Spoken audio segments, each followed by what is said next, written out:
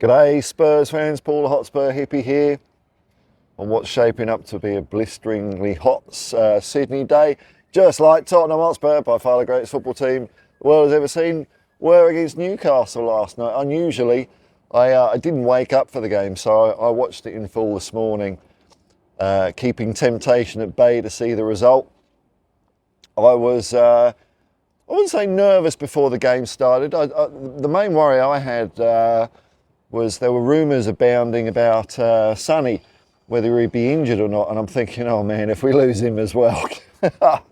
But what a captain's knock. What a captain's knock by Son. The man, he was saying, he's too slow to play on the left, he can't do that anymore. Was Kieran Trippier playing? I can't remember him doing much, so I think Son definitely had his measure. Got past him. For the first goal, laid it off to Destiny Doggy. Right place, right time, back of the net. Tottenham 1, Newcastle 0.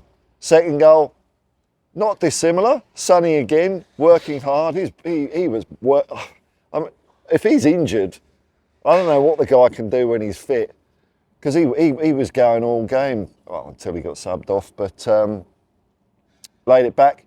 And who was in there? It was Richie this time. Richie, who, you know, let's just take Ange at his word. Ange said that Richarlison was carrying a knock for you know, a lot of the beginning of the season, and now that he's had that sorted out, he's feeling a bit freer. He can stretch a bit more or whatever. Maybe that's all it was. Maybe that's all it was. Great goal by Richarlison. The third, another goal by Richarlison. His first touch nearly let him down, but it didn't. It didn't. He had the instinct to know what to do afterwards.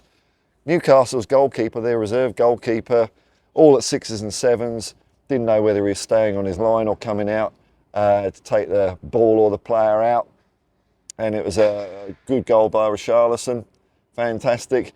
And then Sonny, the wily old fox, knew when, I've got to say, Pedro Porro knocking those balls up. I mean, God, he's on the money, that guy. And then Sonny, I wouldn't say he worked on getting that penalty. I think it was fair enough. The goalkeeper came out, committed, and what are you going to do? Well, you're going to jump over him and run into the advert hoarding? No, you're probably going to leave a trailing leg. I'm not sure it was quite as obvious as that. But penalty, first time that a penalty for Tottenham, well, first penalty this season. Don't know how that happens, but, you know, God, we must be playing the cleanest teams in the world if that's our first penalty.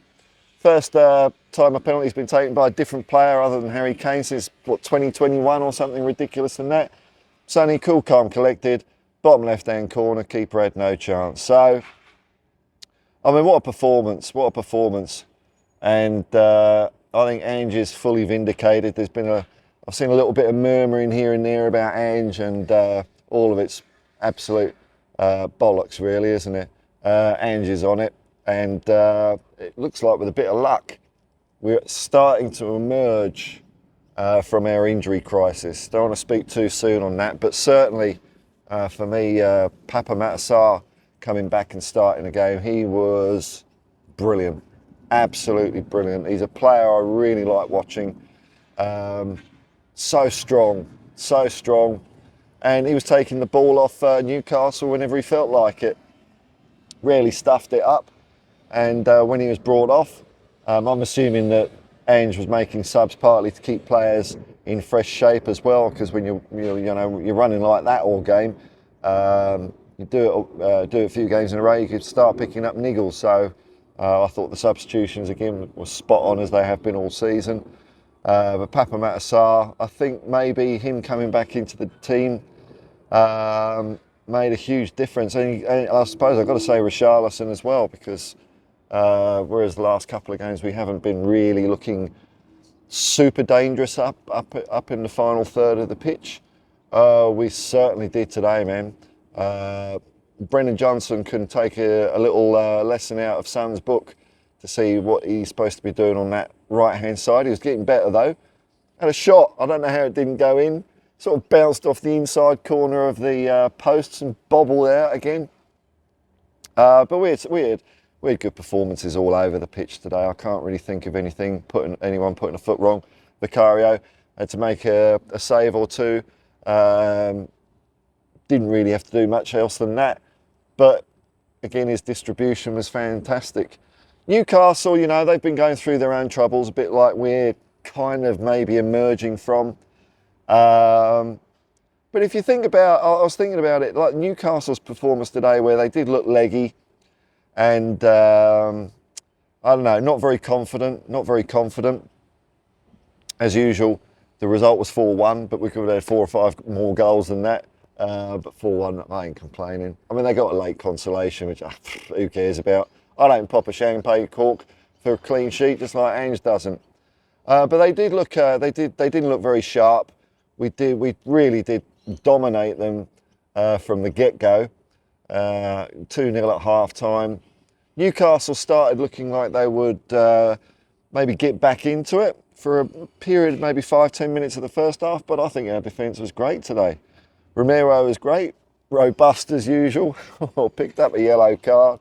Oh well, that's life, eh? But Ben Davies had a good game, I think, as his centre-half partner. He was very, I think some of his balls out wide up the pitch were actually pretty good by Ben Davies today. He also made a great interception, was it? I'm trying to think. Interception where a ball was coming across. Ben Davies got his foot out, got it out behind for a corner. Could have, when the defender's doing something like that, you're risking an own goal. So you've got to have a bit of bottle to do something like that. So well done, Ben Davies. But I think the other difference with Sarr coming back into the team is Les Lo. I wasn't that impressed with him against West Ham. I understand people were saying, why was he subbed off at the end at half time against West Ham when he's our creative player? Well, he didn't look really that creative to me. And I think Sarr just adds a bit of special sizzle. Basuma is possibly reacting to the upgrade of midfield.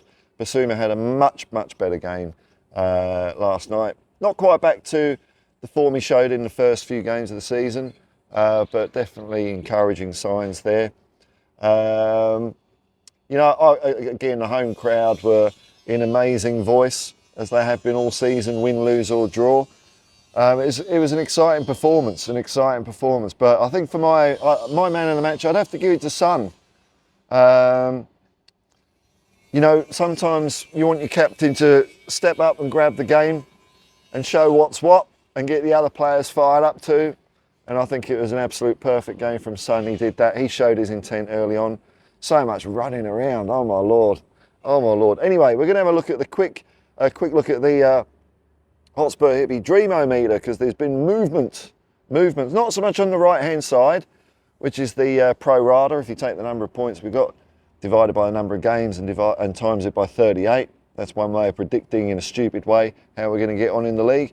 But on the left hand side, I'm tracking points gained over last year, and we capitulated 2-1 at home to Newcastle last year, so we've gained 3 points. So we're, despite having a real rough old period, we're still 12 points up on last year. Now that Newcastle game ends a fairly sticky run of fixtures for us. We've got quite a nice run now until April. There's a couple of curly ones in there, but nothing that I'm really scared of. And if you look at how we performed against the top 4 prospective teams, we've done really well this year. In the middle of our injury crisis, we're playing Man City away, and when we play like that and come away with a point, that was an amazing performance. West Ham was not so good. Wolves was not so good, but Aston Villa and Manchester City were great, and tonight was, or this morning was a great game by Tottenham. And, there's not a team we can't beat. But don't forget, everyone, we haven't played anyone yet. Don't worry about little old Tottenham. We haven't played anyone yet. So, look, I think we're looking good, definitely for top 4. We're still, we're having a sniff. We're 7 points off the top at the moment. But, if I think that we're not going to have such a bad cluster of games as we've had in the first half of the season, I still think we might do something special. I still think with a good run under our belt, you know, let's talk about a title challenge, eh? You know, get up into second or third place and see how we go from there. You never know. You never know. But very happy with the performance, very happy with the game. Can't think of really any negatives, so I'm not going to give you anything. So well done Tottenham, well done Ange Postecoglou, well done all the fans. And here's me saying it was going to be 5-0, mainly because I talked to Steve Perriman yesterday morning. If you haven't seen that stream, check it out. Video's a bit naff, that's my fault, but the audio's good. And Steve just got me buoyed up, so I was predicting 5-0. I mean, I couldn't not. 4-1's pretty close though, I'll take it. Onwards and upwards, Nottingham Forest next weekend. Till next time, peace and love, man, and come on you Spurs.